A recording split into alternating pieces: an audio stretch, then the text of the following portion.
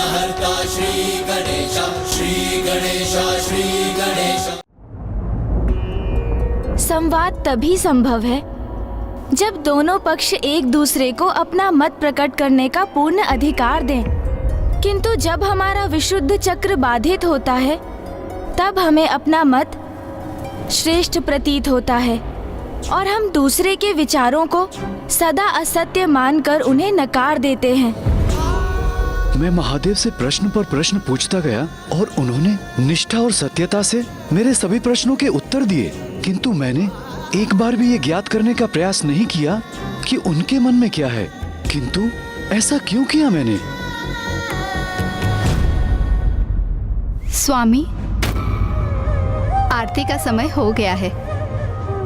जिस प्रकार स्कंद माता ने उचित प्रशिक्षण एवं मार्गदर्शन से कुमार कार्तिकेय के श्रेष्ठतम गुणों से युक्त उनके सर्वोत्तम स्वरूप को उजागर करने में उनकी सहायता की, उसी प्रकार यदि कोई भक्त पूर्ण निष्ठा एवं भक्ति से अभी स्कंद माता की अर्चना करे तो माता अपने आशीष से उनके श्रेष्ठतम गुणों को जागृत कर उनके व्यक्तित्व को संवार देती है। उनके आत्मसंदेह को मिटाकर उन्हें ऐसा आत्मविश्वास प्रदान करती है जिससे वो सभी बाधाओं पर विजय प्राप्त करने में समर्थ हो जाते हैं।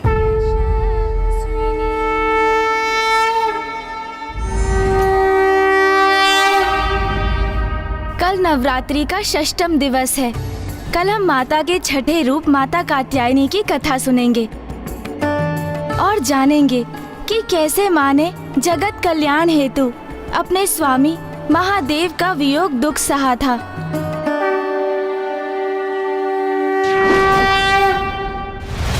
स्वामी, कब लौटेंगे आप? क्या मेरे निकट आके मुझे अपने दर्शन कब देंगे आप? उमा, तुमसे दूर रहकर तो मैं भी अत्यंत विचलित हूँ। माता, मुझे इस बंदी गृह से मुक्त कराइए। मैं यहाँ अपार कष्ट में हूँ माता।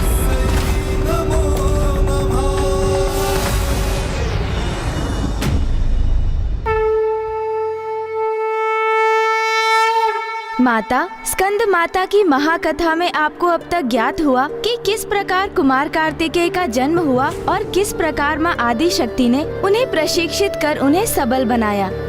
और अब हम आपको माता के 6वें रूप की कथा सुनाने जा रहे हैं। अरे अरे ब्राह्मण बंधु,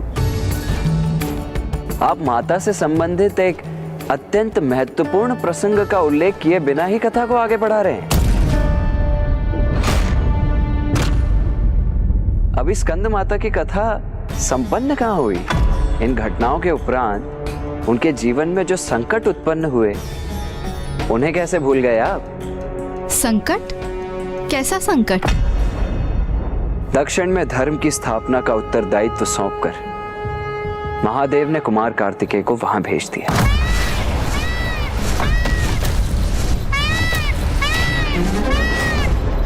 जिसके उपरांत पुत्र वियोग उन्हें सताने लगा और मैं पूर्ण विश्वास से कह सकता हूं कि अपने श्रेष्ठ एवं सर्वाधिक प्रिय पुत्र के वियोग की पीड़ा को मिटाने के लिए ही उन्होंने गणेश जी को उत्पन्न करने का निर्णय लिया। अर्थात गणेश जी का जन्म हुआ। तो ब्राह्मण बंधु ये बताइए, तो ये संकट कैसे हुआ? अरे, आपको ज्ञात नहीं ब्राह्मण बंधु? गणेश जी तो कुमार कार्तिकेय के विपरीत बहुत ही नटखट थे, नटखट भी और उद्दंड भी। जहाँ कुमार कार्तिकेय मेधावी थे, बुद्धिमान थे और धैर्यवान थे, वहीं गणेश जी इतने उद्दंड थे कि उन्हें तो समझाना ही अत्यंत कठिन होता था। किंतु वो माता के दुलारे भी थे। उनके लिए माता की आज्ञा शिरोप्रिय थी।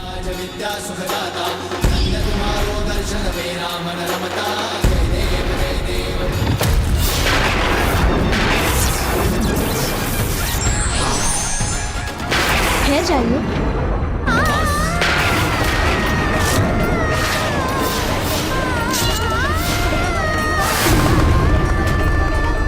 गज का मुख लगने के पश्चात गणेश जी का रूप पूर्ण हुआ। माता पार्वती ने उन्हें भी शिक्षा के साथ सुसंस्कार प्रदान किए और माता के उचित मार्गदर्शन के कारण ही उन्हें प्रथम पूज्य पद की प्राप्ति भी हुई। और वो विजेता हैं गजानन। प्रथम पूज्य गणेश की, प्रथम पूज्य गणेश की। आइए अब हम माता आदि शक्ति के षष्ठम रूप माता कात्यायनी की कथा कहेंगे।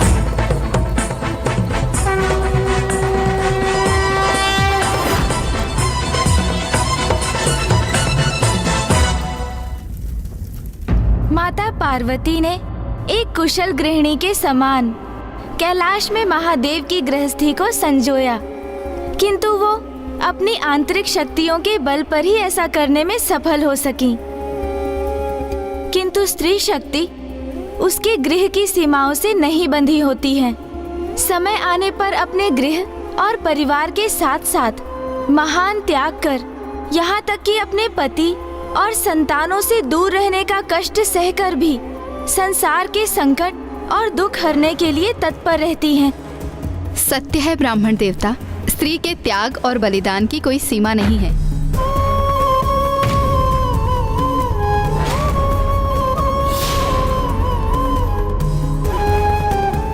आपने सर्वथा उचित कहा माता।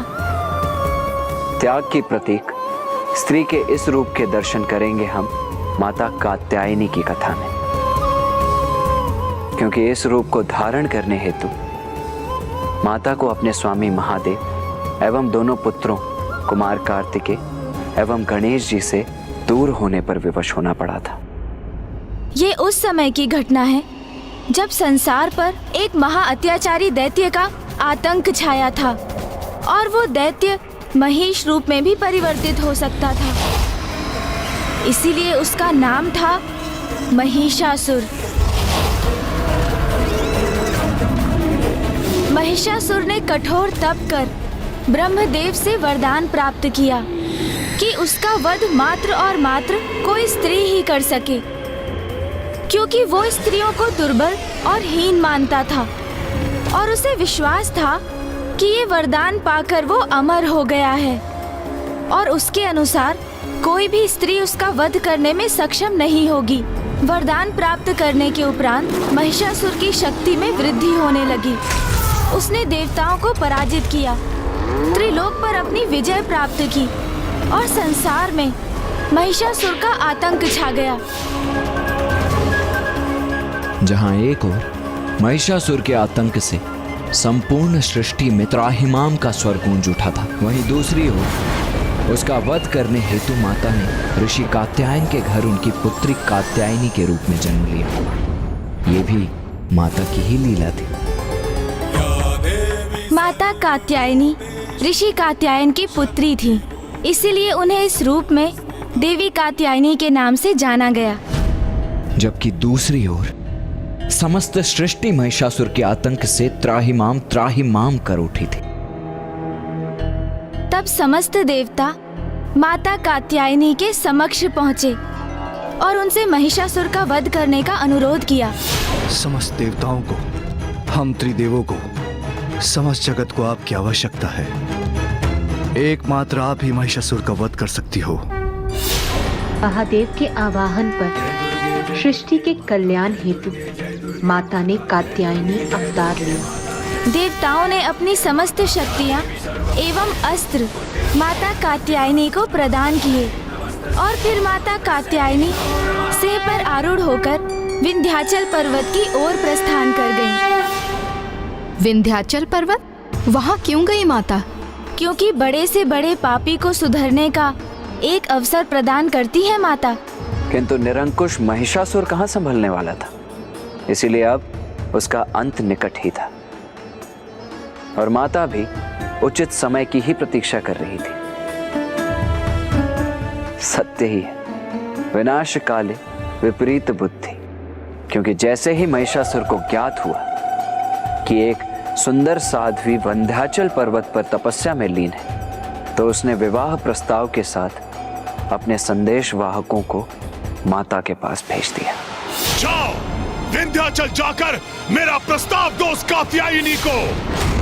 कहो उससे कि सर्वशक्तिमान महिषासुर उससे विवाह करना चाहते हैं। जाओ और जाकर अपने महाराज को मेरा संदेश दो कि यदि उन्हें मेरा वरण करना है तो उन्हें मुझसे युद्ध कर मुझे परास्त करना होगा। माता की चुनौती सुन महिषासुर का पुरुष होने का दंभ आहत हुआ और वो मूर्ख उनसे युद्ध करने चला गया। तब माता और महिषासुर के मध्य भीषण युद्ध हुआ और जिसमें माता ने उसकी संपूर्ण सेना एवं उसके सेनापतियों को नष्ट कर दिया और युद्ध के अंत में माता ने महिषासुर के वक्ष पर त्रिशूल प्रहार कर उसका वध किया और संसार को उसके आतंक से मुक्त कराया। तो आइए अब हम अपने षष्टम चक्र अजना चक्र पर ध्यान केंद्रित करते हैं, जो हमारे नेत्रों के ऊपर दोनों भ्रिकुटियों के मध्य बिंदु पर स्थित है। इसलिए इसे तृतीय नेत्र भी कहा जाता है। माता कात्यायनी की प्रार्थना करने हेतु अब आप अपना ध्यान उस बिंदु पर केंद्रित कीजिए।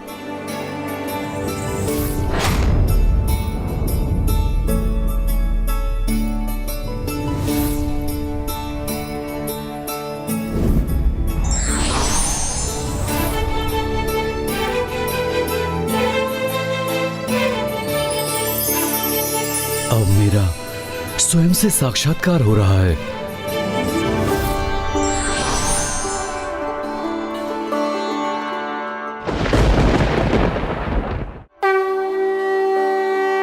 नवरात्रि के इस दिवस जो साधक माता की पूजा करते समय अपना सर्वस्व समर्पित करते हैं, उन्हें माता दिव्य दर्शन देती हैं और माता की कृपा से उसे अर्थ, धर्म, काम, मोक्ष इन चारों फलों की प्राप्ति होती है और वो जब तक जीवित रहता है मृत्यु लोक में भी उसे स्वर्ग के अलौकिक तेज का अनुभव होता है।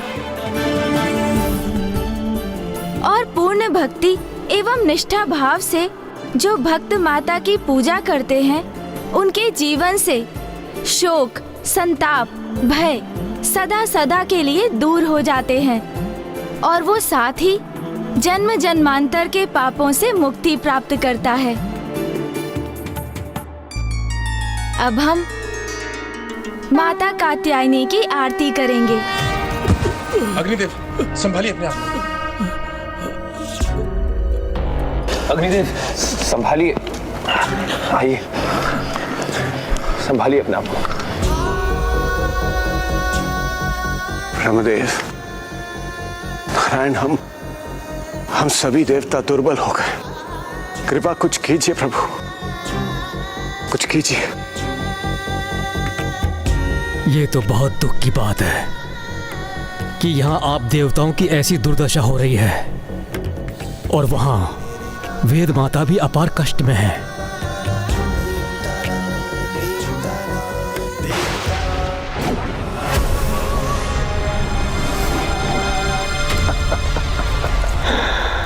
बहुत कष्ट हो रहा है वेद माता।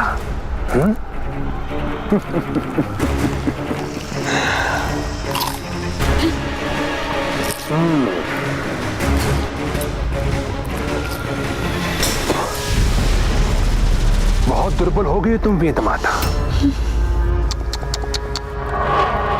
बड़े दुख की बात है।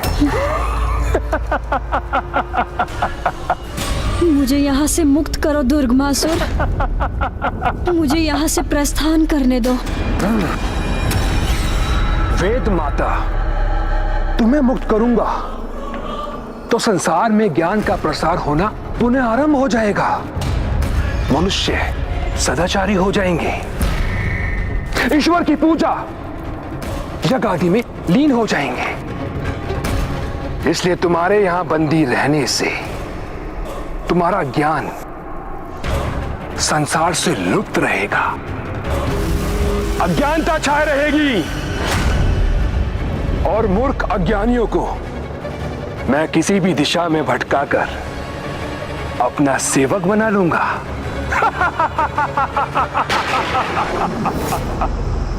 और फिर सभी मुझे दुर्गमासुर को, उस परम शक्तिशाली असुर को अपना ईश्वर मानने के लिए विवश हो जाएंगे।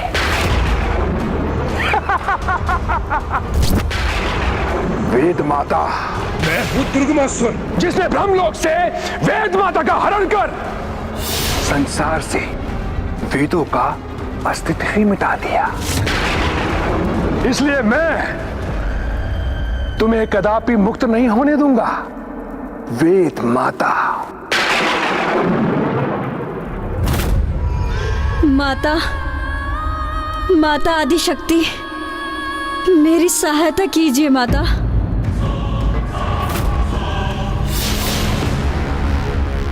वेद माता, जितनी प्रार्थना करनी है कर लो, किंतु कोई भी माता तुम्हें यहां मुक्त कराने नहीं आ सकती। अब सिर्फ संसार में मेरी पूजा होगी, दुर्गमासुर की। मैं संसार में इतना आतंक फैलाऊंगा, इतना आतंक फैलाऊंगा कि संसार में सभी मेरे नाम का उच्चारण करने के लिए विवश हो जाएंगे।